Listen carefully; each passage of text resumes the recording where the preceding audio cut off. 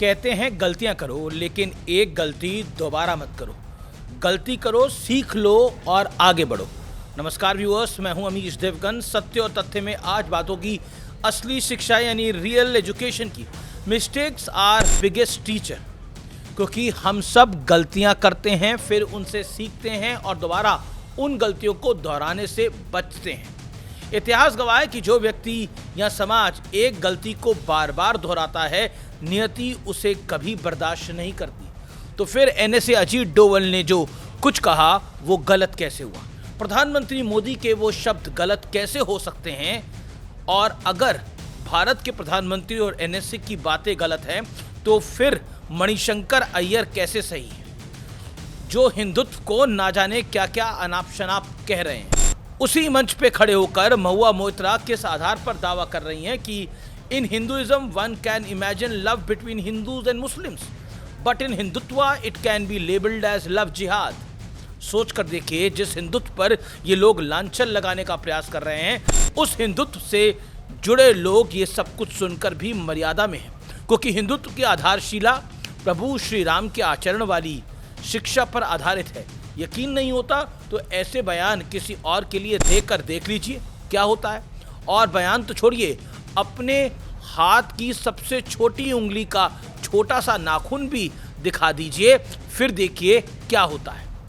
लेकिन हिंदू और हिंदुत्व पे मुझे याद आया, मैंने कई शंकराचार्यों से और वृद्धों से इस बात के बारे में जानने की कोशिश करी कि हिंदू और हिंदुत्व में क्या फ़र्क है। जैसा सूर्य और सूर्य की रोशनी में फ़र्क है, जैसा फल और फल के रस में फ़र्क है, यही फ़र्क है बस, इससे बड़ा फ़र्क नहीं है। आज ये चर्चा इसलिए होनी बेहद ज़रूरी है क्योंकि भारत के एनएसए अजीत डोवल युवाओं के एक कार्यक्रम में बोल रहे थे, जहां उन्होंने एक के बाद एक ऐसी कई बातें कहीं जिन्हें जानना आपके लिए बेहद आवश्यक है।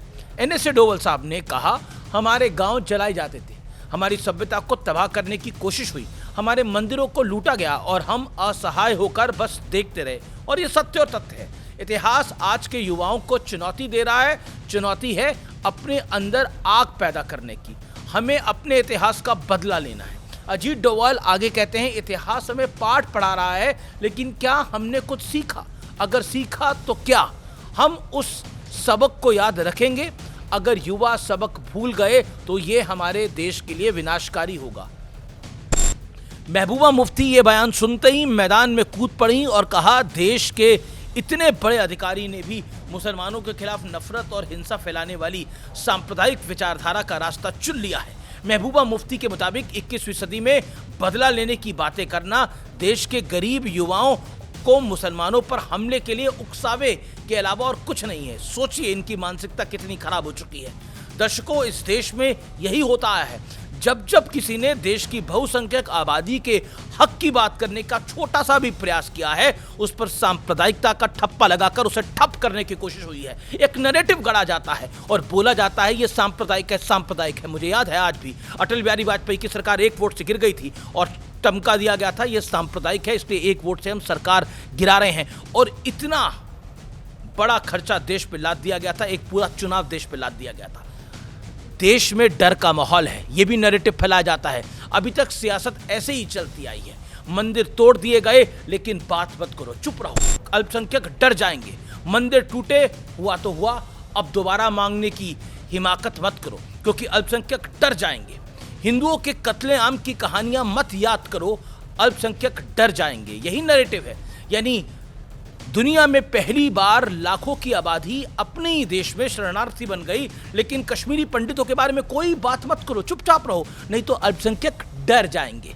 लेकिन उन हिंदुओं का क्या जिनके देश में लुटेरे हत्यारे घुसे और उनकी आत्माओं को रौंद कर निकल गए, और उनके दर्द की कोई बात भी नहीं करना चाहता, क्योंकि अल्पसंख्यक डर जाएंगे। ये सच है।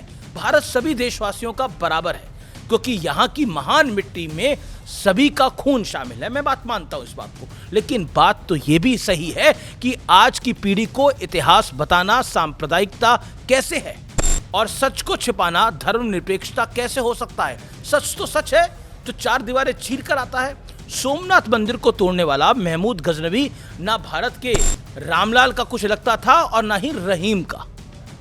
तो फिर आज भारत के रहीम को गजनबी के साथ जोड़ने की कोशिश क्यों करी जाती है और ऐसा माहौल क्यों बनाया जाता है कि अगर गजनबी वाली सोच से बदला लेने की बात हो रही है तो इसकी जद में रहीम भी आ जाएगा। ये सोचिए आप, असल में रहीम सबसे ज़्यादा सियासत का मारा है। कैसे, क्रोनोलॉजी को ध्यान से समझिए। सबसे पहले रहीम के आधार कार्ड पर गजनबी का नाम गार्जियन के तौर पर लिखवा दिया गया। फिर रहीम को वोट बैंक के लिए बहुसंख्यकों से खूब डराया जाता है। उसके दिमाग में ये भर दिया गया कि तुम्हारा संबंध गजनबी से है, बाबर से है, और गजनबी ने तो मंदिर तोड़ा है, इसलिए देश के हिंदू तुम्हारे यानी रहीम के खिलाफ हैं। ये तो मानसिकता है कई नेताओं की। इसके बाद रहीम को जिन्होंने डराया था उन्हीं लोगों ने उसकी रक्षा करने का वादा भी कर दिया। बस बदले में धीरे से खूब सारे वोट मांग लिए।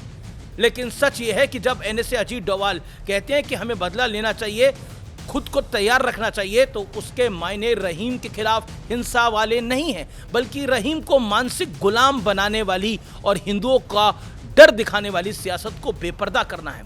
अजीत डोभाल तो पुरानी गलतियां सुधारने की बात कर रहे हैं। कुछ लोगों ने तो लालच और ईर्ष्या के चलते आक्रमणकारियों को देश में घुसने दिया, वो थी गलती। मुट्ठी भर लुटेरों के सामने एकजुट नहीं हुए, वो थी गलती। सारे मनमुटाव भूलकर सब साथ नहीं हुए, वो थी बड़ी गलती। धर्म के नाम पर देश को बांट दिया, वो थी और भी बड़ी गलती। और इसके बाद आज तक उसी बंटवारे वाली मानसिकता में हम फंसे हैं, और ये भी हमारी ही गलती है। सोचिए, सोमनाथ मंदिर प्रधानमंत्री मोदी गए, कांग्रेस को तकलीफ थी, बोले सोमनाथ मंदिर को लेकर जो पंडित नेहरू के विचार थे वो सार्वजनिक करने की क्या आवश्यकता है। डिनायल मोड में आप कैसे रह सकते हैं? भरी दोपहर को आप अंधेरा कैसे कह सकते हैं? प्रधानमंत्री मोदी ने सोमनाथ स्वाभिमान पर्व के मौके पर एक बड़े ही पते की बात कही, और वो पते की बात यह है कि इस मौके पर उस बात को सुनना बेहद जरूरी है। 1000 साल पहले तब वो आतताई सोच रहे थे कि हमें जीत लिया, लेकिन आज 1000 साल बाद भी सोमनाथ महादेव के मंदिर पर फहरा रही ध्वजा पूरी सृष्टि का आह्वान कर रही है कि हिंदुस्तान की शक्ति क्या है।